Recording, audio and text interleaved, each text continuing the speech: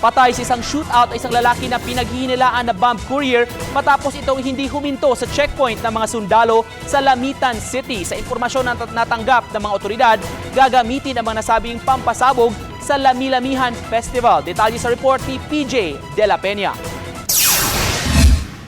Agad na nagsagawa ng checkpoint operations ang 18th Infantry Battalion ng Philippine Army sa Barangay Sabong, Lamitan City matapos makatanggap ng impormasyon na merong mag-transport ng improvised explosive device mula Tipo-Tipo papuntang Lamitan City.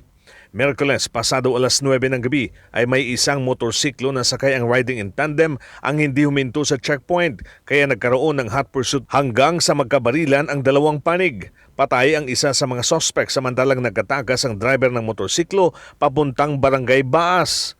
Kinilala ang namatay na sospek na si Adil Akarab na dating miyembro ng Abu Sayyaf at tauhan ni ASG leader Foroughi Indama.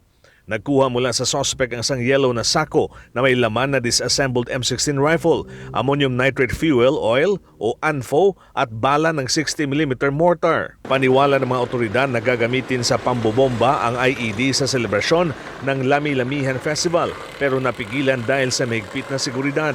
I think ang grupo nga nito is sila yung mga courier ng bombs ng IED. May lulusot po. Anpo po siya.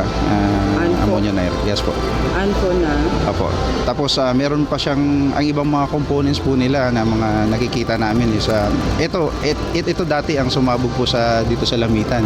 Wala pa siyang mga shrapnels. Pananakot style yung ginawa, no? Yung IED nila.